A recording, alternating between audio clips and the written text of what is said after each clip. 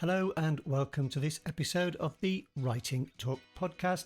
I'm your host, the writer Michael Campling, known to friends as Mikey. And in this episode, after a quick skip through any odd bits of news I've got, we'll talk about the main topic, which this week is all about whether you should start an author podcast or not. And if you do, what kind of things will you need? An introduction to that. And then we will have a writer's toolbox session at the end where I'll try and outline a few tools and resources that might be useful on that topic.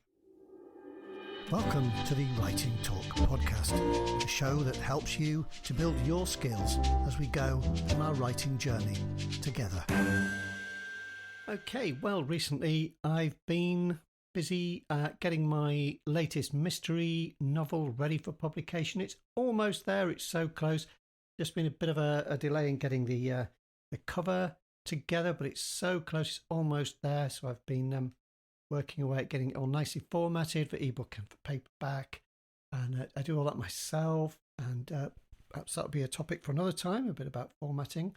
Probably a couple of programs of information in that. And it's just about there. It's amazing how you can often find little typos right at the end, even in something that's been professionally edited. But yeah, I managed to iron out a couple of last minute ones, and it's just about getting ready to go up there. And I've been getting involved in some promotions. There's quite a few online promos and things around that you can get involved with. Again, probably a topic for another time. I'm trying a few new ones, which is interesting. They're going to be starting soon. I've got a couple of promos going on book sweeps, which is worth having a look at. I've not tried them before, so we'll see how they go. And I've been continuing with rolling out books onto wide and doing a bit of trying to sell direct, which hasn't really had much uptake yet. I think people are maybe a little bit reluctant at first to buy direct from an author. I'm using PayHip, which seems a pretty good and a solid way of doing it. I have worked before because I've done quite a bit on websites over the years. I've worked on loads of WordPress websites for myself and for other people. And I can set up stores, and I have set up stores using things like WooCommerce. But that's quite a lot of work, and there's quite a lot of sort of headache involved in getting all that together. And PayHip is just very, very easy. And yes, they take a cut, but they have different plans. They do have like a free plan where they take a little cut, but they also have advantages in there. So, that's something worth looking at. For instance, just so I'm not being vague about it, they have little built-in mechanisms so that people who are looking at your book can share it and then get a discount for themselves. So obviously you get a little bit less money because they're getting a discount, but maybe they're sharing it around. So there's a couple of ways that people can refer things. And you can turn those off if you think you don't fancy that. You can leave those options off. But I put them on because I thought that could be interesting, just to see how that works. A bit of word of mouth in a very easy way. And I've connected that, by the way, to BookFunnel because I think just having PayHip on its own is probably going to be a bit of a headache for most people. Whereas if you link it to BookFunnel, then at least you've got some backup there. If people don't know how to get the ebook they've bought onto their reader, at least they can go to BookFunnel. So that is worth doing. And I will feed back later on how the experiment with going wide is going. I mean, for me, this is going to be a long-term experiment. It's no good hopping in and out of these things for a month or two. I'm really looking further down the line and thinking about building my career and getting my books out to as many people as possible. And it is very, very early days in that process. And, some sites has been hardly any traffic, and others have kind of surprised me because I'm not really at the promotion that I'm doing is about to start. It's not really gone into action yet. I've done a bit of experimenting with BookBob ads, trying to get a nice one that is working reasonably well before I roll it out.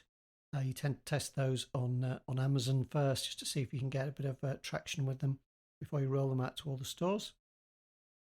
And I'll be working at that little by little, sort of day by day, just trying to improve on that, my visibility on the other stores. I've had books being bought on the Apple platform without any promotion at all. I don't quite know where people are finding them from, but I guess they're just organically finding them and buying them, which is something that's quite hard to achieve on Amazon, as I'm sure a lot of you will know. But, some books have been sold and continue to be sold in sort of little drip, drip, drip going away. But it's another income stream, isn't it? And yes, it's small now, but hopefully that will build up. So lots there. And with all that going on, I've been a bit late with getting some of my podcast projects together. So with that, I think we'll get on to the main topic.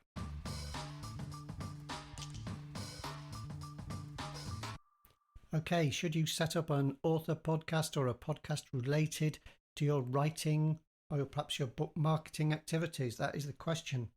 And yes, there's a lot going for it. It's a very appealing idea. The appeal of the shiny and the new is always great when the alternative is to sit down and slog away at your latest manuscript. So it seems like a fun thing. Lots of advantages from podcasting. Podcasting is still a lively and a vibrant space with lots going on in it. Make no mistake, loads of people are getting into podcasts, listening in all kinds of ways. And so it's a nice way of reaching people. It's a very kind of intimate medium in that sort of you're reaching out to people's lives. They might have a regular routine where they're commuting or, they're doing the washing up or something. I often listen to a podcast when I'm in the kitchen or something. It's just a bit different from what I can get on the regular radio. At least I get to choose totally what I want. And that's kind of how people like to consume their media these days. They like to choose. They don't like to sit back and think, hey, what's on the radio? Like I would have done growing up. It's just kind of, right, let's choose. Let's pick out the topics that I want to hear about. And so that could be a music sort of mix that they're tuning into. It could be a playlist they've put together, or it could be a podcast. It's all part of that media landscape. It has quite a low barrier into entry. At a simple level, podcasting can be done quite simply, cheaply and easily. Even can just about be done for without spending any money, but we'll come to that in a minute. And you can get quite a lot out of it as a host. The way I do it, where I'm just doing it on my own, is a bit of an uphill struggle because, other things get in the way. I've got nobody else to kind of hold my feet to the fire and say, yeah, it's time for us to do our podcast. Where are you? Don't be late. And that's something I might look into in the future. If the opportunity comes around to work on this or another podcast with somebody, I'd probably give it a go. But I don't think everybody should jump in with both feet just because it seems like a good idea at the time. There are other ways of broadcasting to people if you want to do something like streaming onto YouTube or onto Facebook. Facebook very keen to have people doing live video streams at the moment. Everybody's after your content at the moment. They're all kind of fighting to get into that space. Who knows whether other platforms will be getting into that. So there are lots of ways of addressing people in an audio and a video kind of way. But what makes a podcast special, what really defines a podcast, it's all to do with the magical business of the podcast feed. And that's really what makes it a podcast, as opposed to just like a regular recording that you could sort of slap onto a website and say, here it is, listen to my recordings. So that feed goes out and it's spread out into all kinds of platforms. I found one the other day. One of my kids are grown up now, still call them kids, but was showing me an app that he was listening to a podcast on called Castbox. And I thought, hey, I wonder if my podcasts are on there. So I searched Writing Talk Podcast, and sure enough, it was. And I was quite surprised because none of the services I use send my podcast to Castbox, but they picked it up. And there it was, and that was just quite interesting to me. And that will have happened lots of other ways. So that feed is kind of a magical thing.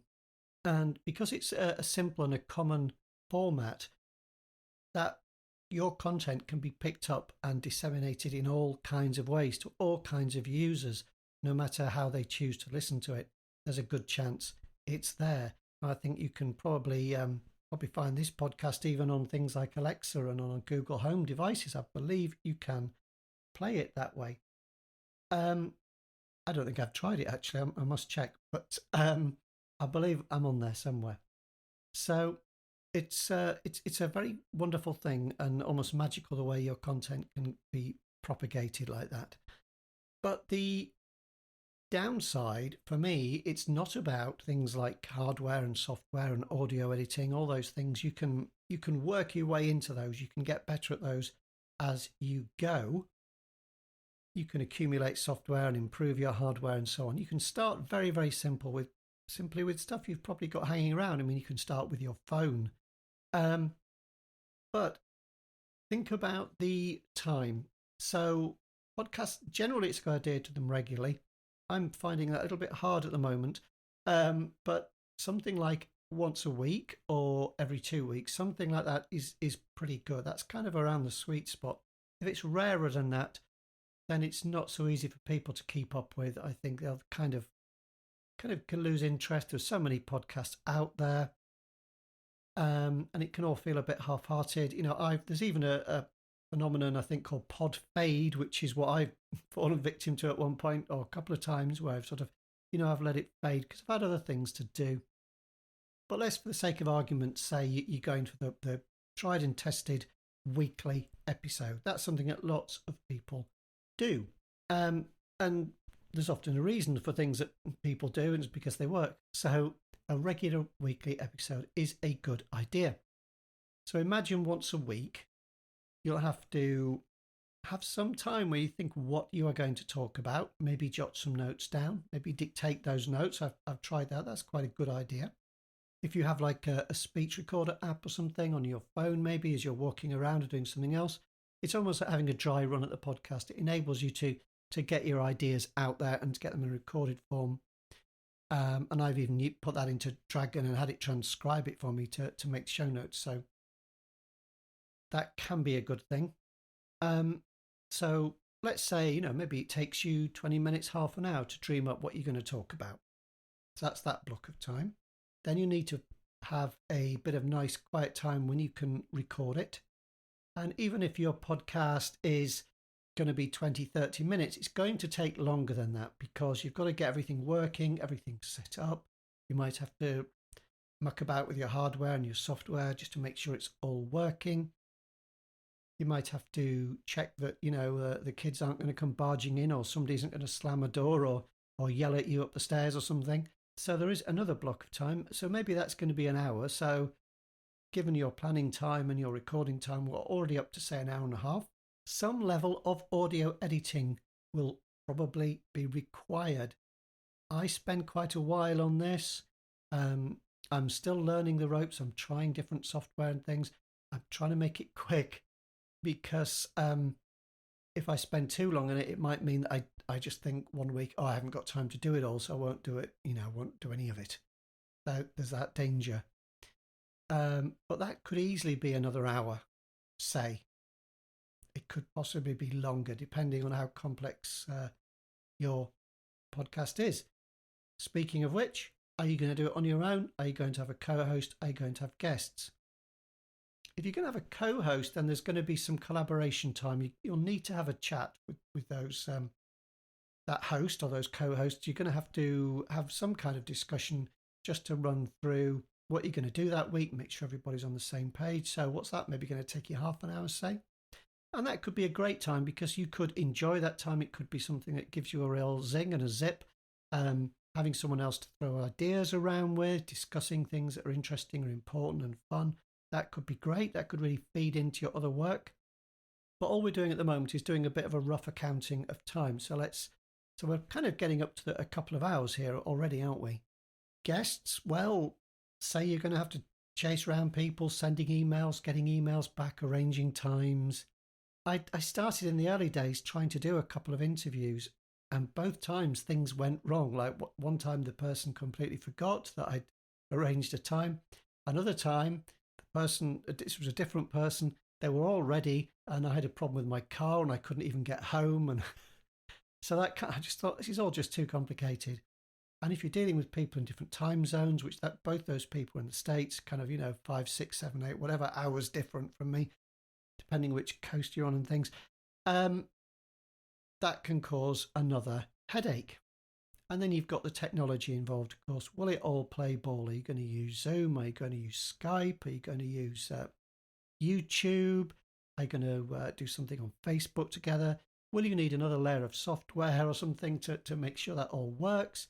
So that will take some time. Plus, you've got there's going to be emails going backwards and forwards, just to make sure the person's there and on time, and that you're there and on time, because you owe it to your guests to be ready and to be prepared.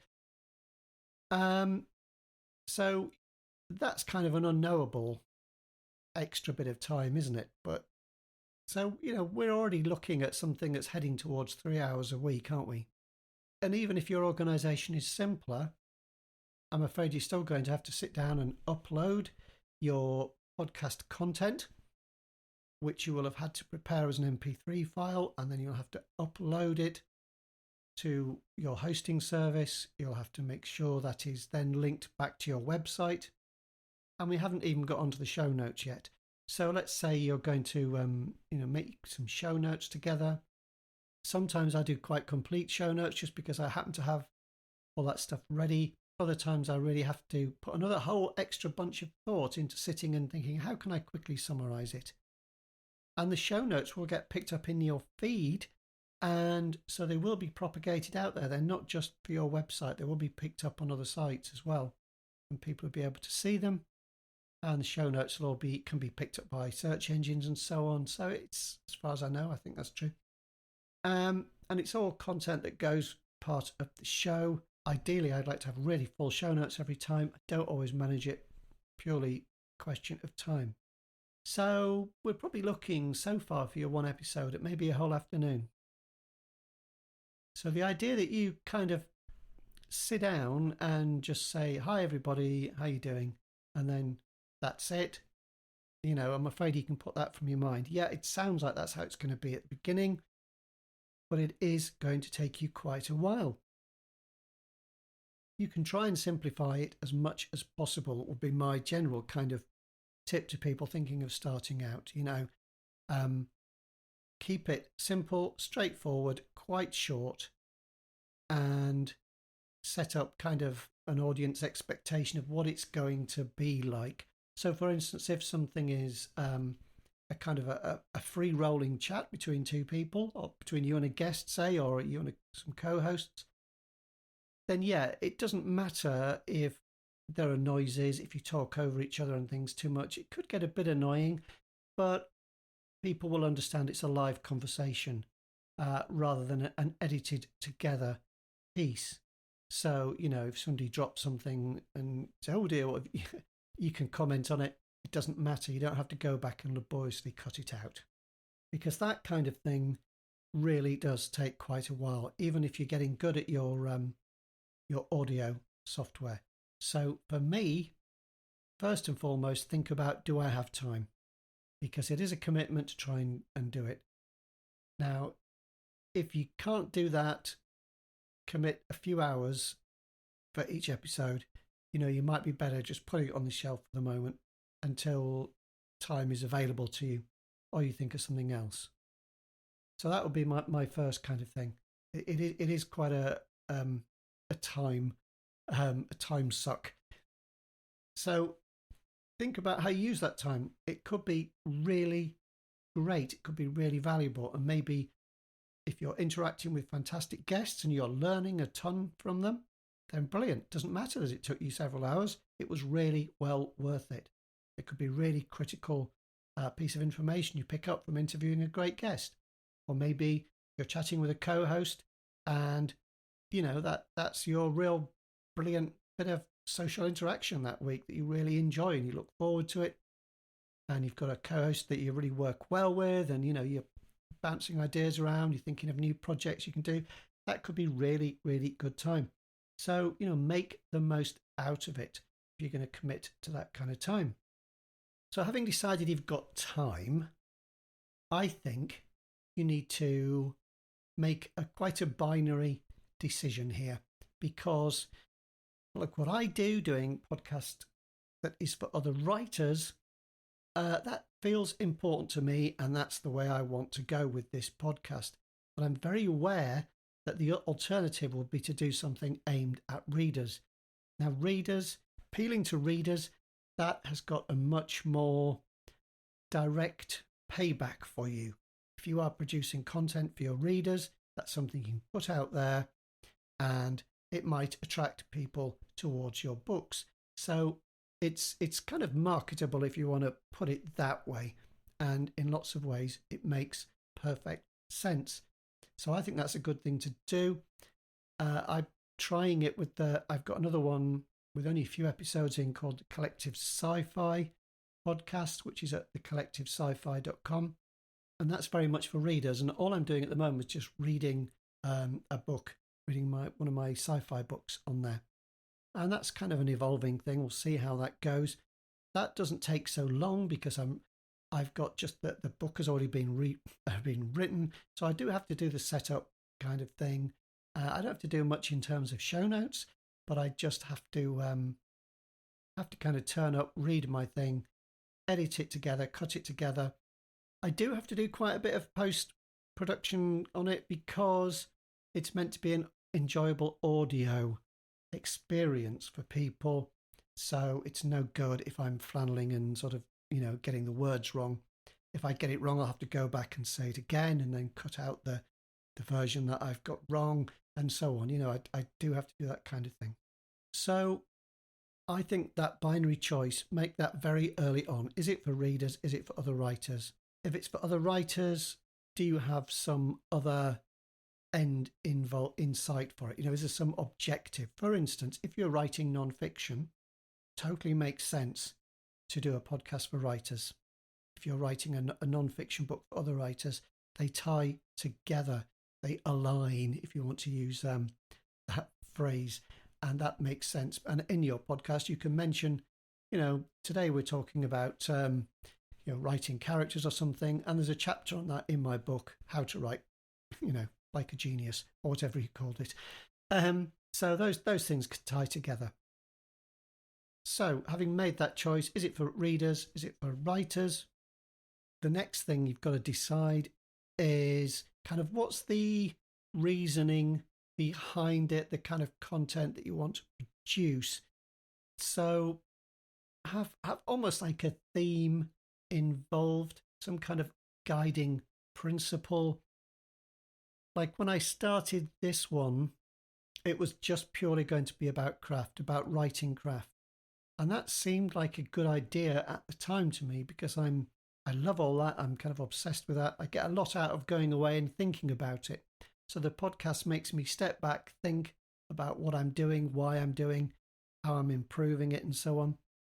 But I think one reason I had the dreaded pod fade when I tried that was after a while, I just felt I didn't really have much else to say on the topic because a lot of the things I had to say on writing craft, I'd already said in one way or another. And I think I was just getting to the point where I'd be, repeating myself. So I then decided to bring it more into the whole business of it, the whole business of self-publishing. So everything from preparing your manuscript, like formatting, to what I know about marketing and advertising and so on. I'm just going to be trying to bring all those topics in. And so there's kind of like a rationale to it. And I think you need that, even if it's one for readers. Well, what are you bringing those readers that they can't get elsewhere? What's going to be special about your podcast for readers? Because if it's just kind of what I did this week, well, okay, they might be interested in that. You might be able to then feed that content out to, say, your newsletter people. So that content's kind of doing double duty. You're sort of composing your newsletter and saying, by the way, you can read it here. Also, you can hear me discussing this topic that I'm writing to you about, And that's good so long as you've got lots of interesting stuff to talk about. If you're got some if you're a massively interesting person and you've got a lot of background to talk about, then I can totally see how that would be wonderful for readers. You know, if you write sci-fi and in your day job you work for NASA, and wow, yeah, I want to hear about that. And how do those two go together? How do your adventures at NASA inform the adventures you write in space or whatever? You know, that to me would be fascinating as somebody who likes to read sci-fi from time to time. So that whole idea has got legs. So whichever way you're going to do it, you need to have something kind of idea that has legs, something that will stand up not just for 2 or 3 episodes, but for 50 or something. If you're doing once a week, looking over a year, you've got a lot of content to produce. And so you need something that is going to be interesting enough over that time. So if I haven't put you off yet, and you still think, well, I'd still kind of like to do it, it sounds like it could be fun, I suggest you get a bit of paper and you write some numbers down the side or something and see if you can jot down 10, 20 titles for episodes. If you can, just quite quickly and quite easily rattle off 10 or 20 ideas, then, maybe you've got an idea with legs. Maybe that's something you could really go for. And you need to keep a list like that going, really, so you never run out. Every now and then, just revisit it. Can I think of another 2 or 3 or 5 or whatever, and add to that list? Maybe tick them off as you do them, or if you change your mind, cross them out. That's something you can work on. And maybe you've got a document you carry around with you in a notebook or on your phone or something, and just work on that now and then, because you will need an ideas bank. Some people go as far as to recommend that you actually record something like 10 episodes before you kind of launch your podcast. And the reason is so that you don't, fall victim to the pod fade, that you kind of run out of time 1 week, and 1 week turns into 2 weeks, turns into 3. And before you know it, 6 months have gone by and you haven't done an episode. And then it becomes hard to get that momentum back. So yeah, generate some ideas, maybe talk it through with some other people and say, would you listen to this? If it's for readers, contact your readers. Maybe you put a post on your blog or on Facebook or on your newsletter and you say, if I was to do a podcast on my time at NASA, would you be interested in reading about that? And your sci-fi readers are going to say, hell yes, of course we are, or whatever it is that you can do. Maybe you've got a fascinating hobby or something that kind of feeds into your writing, or it could be something like, say, travel. I believe J.F. Penn, the thriller writer, also known as Joanna Penn, has a travel podcast because she loves travel and she has lots of interesting experiences around the world. And also she writes thrillers which take place around the world. So the two tie together.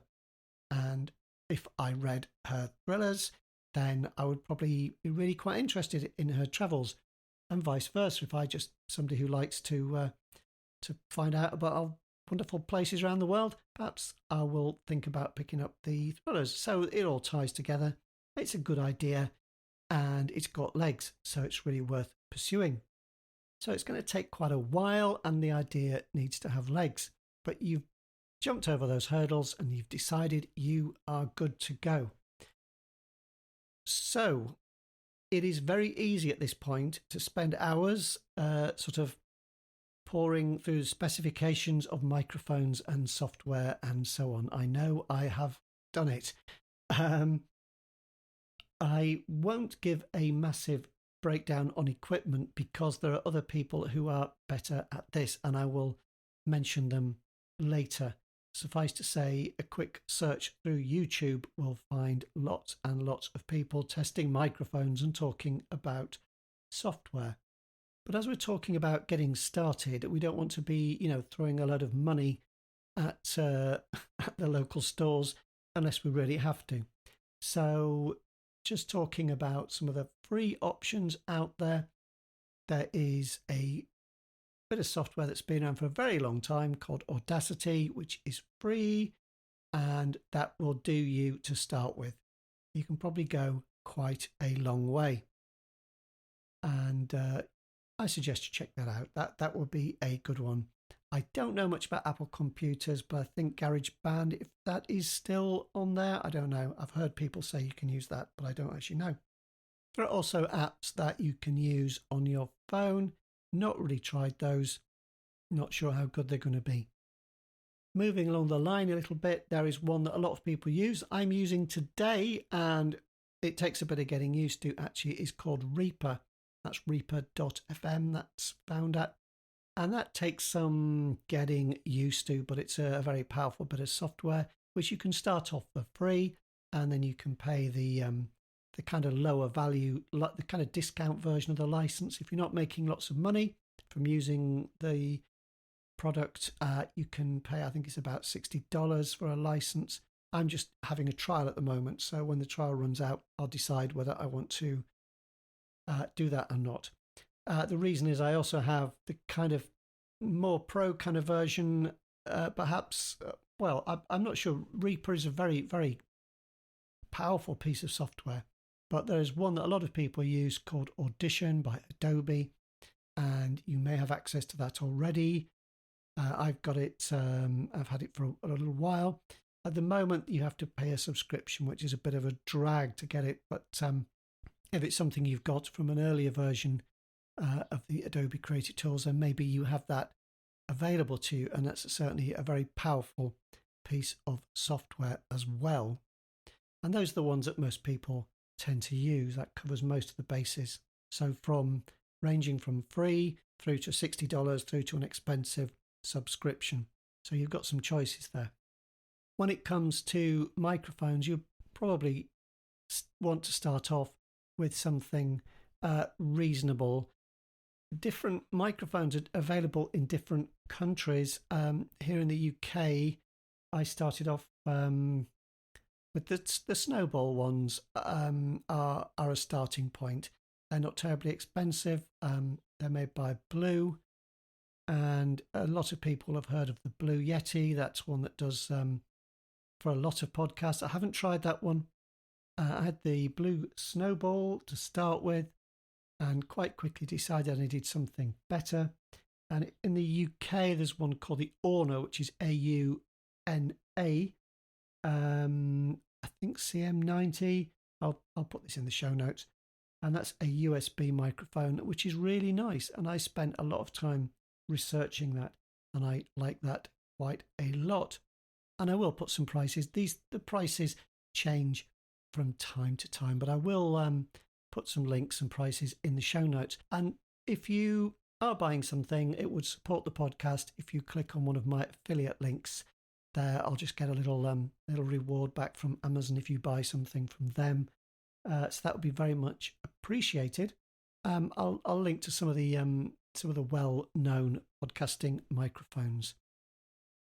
The reason you start off with a USB microphone first is that it's going to be probably a lot better than any kind of odd little headset microphone you've got kicking around. And it converts the analog signal of you speaking into a digital signal, which you can then record. And you don't need any extra hardware. So it's quite an entry-level kind of way to get into it. And I'm not sure on the prices at the moment. I'd have to double check, but you can spend quite a lot. I wouldn't recommend that you spend a huge amount on a USB microphone, because if you're serious and you want to sort of carry on, you may later want to upgrade. Today, I am using a wacky looking microphone made by a company called Neat, and there was a special offer on it at the moment, and it's the King Bee, I think it's called. Everything is bee themed, so it's kind of black and yellow, and you see it on online, you think that looks like a toy, but if you watch the reviews and things, it is actually a good microphone, very sensitive. And it's solidly constructed of metal, although it looks a bit like a toy. It is very solidly constructed and comes with a shock mount and a pop filter, and it's quite interesting little bit of kit. Seems to be working really well for me. I'm still not totally used to it, so if my voice sounds strange or something, that's my fault, because you do kind of have to get used to a microphone and to the setup. The reason that's an upgrade is instead of having the analog to digital stuff going on inside the microphone, where you're always going to get some kind of compromise on on the amount of stuff there's room for inside a microphone. Everything's got to be crammed in there. That is done for me by a separate little device. So I've got a Focusrite third generation Solo, which is all you need. It's just a little USB interface, and you also have to buy a cable because microphones like this one have an XLR socket, so you need an XLR cable. And the little interface, I've got a little Focusrite Scarlett Solo, does the conversion for me, and it kind of amplifies the signal, and it provides the power for the microphone, because this kind of microphone needs power, unlike your normal USB ones. There is kind of a range. So the microphone, when I bought it, had some money off, and I think it cost me about £90 quite recently. The cable was about £10. The Focusrite was again about the same, so it's about £90. So there's a little package there. You've got to spend almost £200 just to get that microphone set up. So that's quite different to getting a Blue Yeti or something, which doesn't need the interface, doesn't need the special cable. Plug it in and off you go. And in fact, Neat also make a little microphone, which I haven't tried, but it is designed as a podcast microphone. It comes on a little stand you put on your desk, and it's all kind of good to go, I think. And certainly they seem to be getting some good reviews for their microphones. Some people like to also invest in something like a portable digital audio recorder, like from Zoom or Tascam, something like that. I did quite a bit of looking into that because I thought that would be quite a neat little solution. But unless you're kind of going out and about and recording people kind of on location, I don't think it's a particularly good idea. I would only invest in that if it became really very useful for you for those reasons, that you need to be portable. You need to get out and about somewhere, because even though they have built-in microphones, I think you are going to need to have external microphones on them, and you're still going to have to do lots of mucking about. So I don't think they're a particularly worthwhile investment. Other than that, you won't really need very much. A pair of headphones will be useful, particularly when you're editing, because you really want to hear exactly what is going on. But that is about it. The headphones don't have to be anything special. They could be any regular pair of headphones you've got knocking around. So that's kind of about all you need, really, except for the podcast hosting. Now, we could have a long discussion about this. The received wisdom is that you do definitely need podcast hosting. And that is really to do with what I was telling you earlier about this special nature of a podcast feed. And that is the thing that makes it a podcast. It needs to be able to be served up from your recording to all these different services at any time. And who knows, you might get really popular and have a sudden spike in demand for your podcast episode. If you go viral or something, if you're very lucky and lots of people are picking up on it. And there's a chance that if you try hosting those audio files yourself, it will all go wrong. It will all fail, and your website will crash, and people will be cross, and you will be done for. So you need to have it somewhere else. There are a few places where you can do it for free. I don't really recommend that. I think you need to find a reasonable home for your audio files. It needs to be something that is reliable. And if you're paying for something, then you should be getting a bit of technical support. Things go wrong. You should expect it to be reliable. You should expect to be able to go to somebody for help. Prices vary enormously, and it can get quite confusing. Some of them have all kinds of limits on how often you upload, how long your shows are, and those kind of things could be a nuisance. So I'm afraid you have to do a bit of research around. But as we're talking about entry-level stuff here, I've tried several, and I would recommend who I use, and I will put a referral link on my site. but I use a company called Pinecast. They only have one plan and it's $5 a month. So not a huge amount, but there aren't limits on that. It's fine. You can just do whatever you need. There's everything you need on there. If you want more than one podcast, you can have them. So you can have several different shows on there, all for $5 a month. So you can't really argue about that. It's not a lot. I find their website fine. It's got a slick interface, easy to use, and that part of the process takes me about 5 minutes.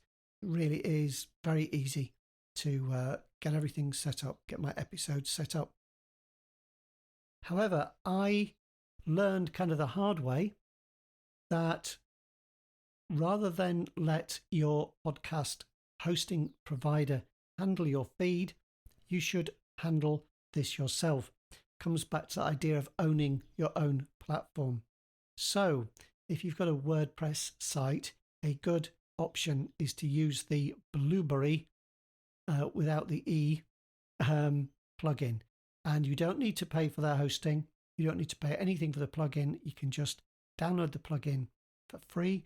It will take you a little while to get it all set up. Not the easiest thing in the world. They have been improving it recently. They do provide podcast hosting, and that makes life easier if you go to their hosting. I think that's something like about $12 a month.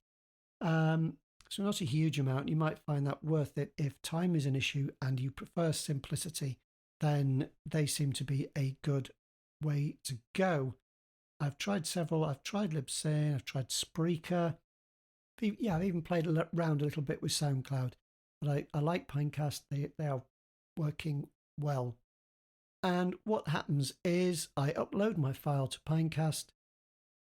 The episode then has a URL, a little address that enables me to point right to that MP3 file. And I just copy that onto the end of each post on my own site so that the episode on my own website knows where to find the actual audio file. And that's it. I publish the episode on my site and it all gets put together and goes out as a feed. And the feed is constructed by the Blueberry. I like to call it Blubbery. If they wanted it pronounced Blueberry, they should have put all the vowels in, shouldn't they? So the plugin puts the feed together and publishes it and links up to things like iTunes and so on. So that is kind of the long rigmarole about how it all gets put together. And the advantage of owning your own feed is that if 6 months down the line, Pinecast go out of business, or I decide to use somebody different for whatever reason, I don't really have a problem. I can just move all my episodes across, but my website feed won't be touched. I'll just have to relink my media files, which will be a bit of a drag, but it's not that difficult. And the point is that my feed won't actually be interrupted. So that's what I'd recommend. There is a certain amount of technical stuff to be learned in how you put that together, and it's not terribly difficult, but it will just take a little bit of time. Some of those things only really need to be done once. So because I own my feed address, and it's from my site, not from Pinecast that I use to host the media files, but it's from my site, I only have to go to, say, iTunes once and say, this is my feed address. Then I go to, say, Stitcher and say, this is my feed address, and so on. I go down those one at a time, submit them, and they say, thank you very much, that's a valid feed, off we go. So I hope that all makes sense. And I think with that, I will wrap it up. But if you do have questions about that, if it's something you'd like me to go into further, or there's anything else you want me to discuss on the podcast, please comment on the site at writingtalkpodcast.com. That's the best way to get in touch with me, and I will take it from there. And with that, we'll go on into the Writer's Toolbox. Okay, just very briefly, because I have already talked about quite a lot of things that could be regarded or as tools for putting a podcast together. I will just mention a couple of YouTube channels which are worth checking out if you're thinking of doing this. And one of them is called Podcastage or Podcast Stage, depending how he wants it pronounced. I don't know. But if you go on there, there's a guy called Bandrew, I believe, and he goes through just about every microphone you can think of, and he tests them, and you can hear what they sound like, and then he'll do a rundown on the end. And he does everything. He talks, from different distances, he sings, he plays electric guitar, he plays acoustic guitar. He generally mucks around with each microphone, and so you'll get an idea of what each one sounds like. There is another one which goes into some detail about recording, and particularly about if you're thinking of recording your own audiobooks, but it's actually just the information is just as valuable for podcasters, because he talks about how to set things up, and that is called the booth junkie, as in, a sound booth. And that guy on there has a really good kind of radio voice, and he goes into all kinds of detail on recording, on making an environment to control the noise and so on. Probably more than most of us need just for a podcast, but he has lots of stuff on there, including just how to go about sort of setting equipment up. And he also tests microphones, and he's very good at explaining what different terms mean, like cardioid and so on like that, which you'll have to get to grips with if you're looking at buying microphones and so on.